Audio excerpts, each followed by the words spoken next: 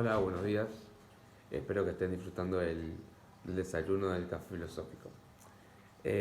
Yo y Lucho vamos a hablar de Immanuel Kant, que fue un filósofo que nació en Königsberg, en Prusia, el 22 de abril de 1724 y falleció el 12 de febrero de 1804. Fue un filósofo prusiano de la Ilustración.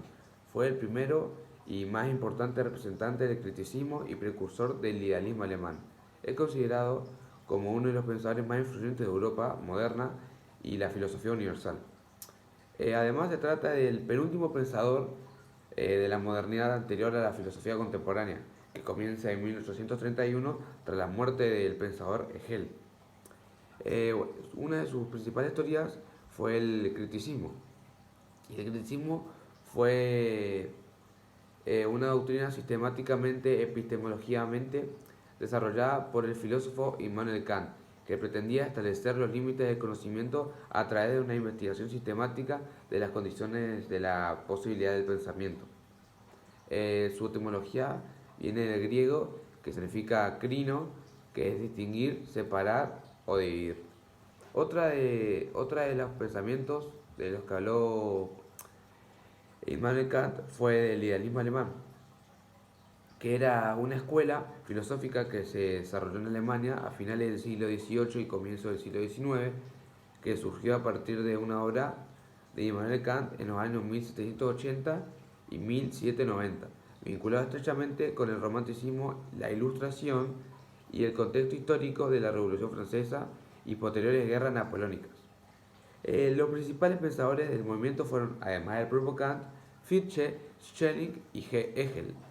Y los tres últimos reaccionaron fuertemente al libro de la crítica de la razón pura, de Kant.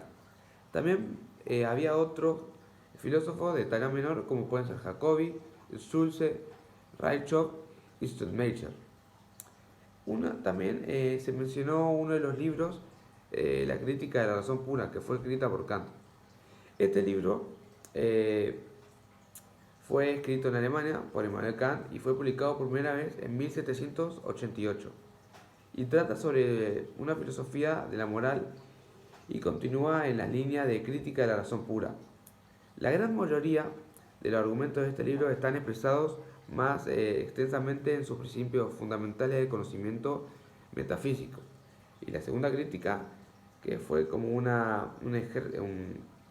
que se ejerció una enorme influencia de desarrollo posterior al ámbito de la filosofía ética y moral. Empezando con la doctrina de la ciencia, Johann Gottlieb Fichte durante el siglo XX se convirtió en el principal punto de referencia para toda la filosofía moral. El esquema de la obra era como imitando en parte la estructura de la crítica de la razón pura, si bien con algunas diferencias. Kant divide la obra de la siguiente manera. La parte 1 era la doctrina de los elementos. Después está la analítica de la razón pura y práctica y la dialéctica de la razón también pura y práctica. Y la parte 2 era la doctrina del método. Después venía una introducción que se reproducen aquí las primeras frases de la introducción de la obra, como la numeración de páginas según la edición científica de la misma. Este libro tenía una ética kantiana, y la ética kantiana estaba contenida en lo que se ha denominado como sus tres obras éticas: la fundamentación de la metafísica de las costumbres, la crítica de la razón y práctica de la metafísica y las costumbres, que también Kant caracterizó la búsqueda de la ética o principios con carácter de universalidad, y también poseía la ciencia. Para la consecución de dichos principios, Kant separó las éticas en dos clases: primarias, éticas empíricas, y las éticas formales, la ética que básicamente era su ética. Este nuevo planteamiento acerca de la ética hace que Kant, el padre de la filosofía moderna. La razón teórica formula juicios frente a la razón práctica, que formula imperativos, digamos. Estos eran pilares en los que se fundamenta la ética formal kantiana. La ética debe ser universal y por lo tanto vacía de contenido empírico, pues la experiencia no se puede extraer conocimiento universal. Debe además ser a priori, es decir, anterior a la experiencia y autónoma también. Esto es que la ley se viene dada desde el propio individuo y no desde fuera. El imperativo de esta ley deben ser categóricos y no hipotéticos, que son del tipo, si quieres A, haz B, por ejemplo. Luego, Lucho mientras tanto va a entregar algunas fotos donde habla donde podemos ver fotos de él y algunas de sus teorías.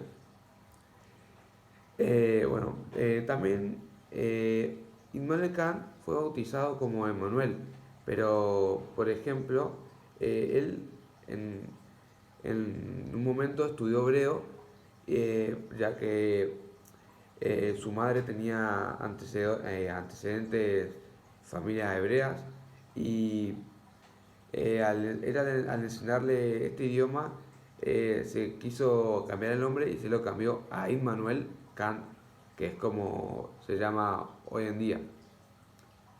Y bueno, ese fue el video, chicos.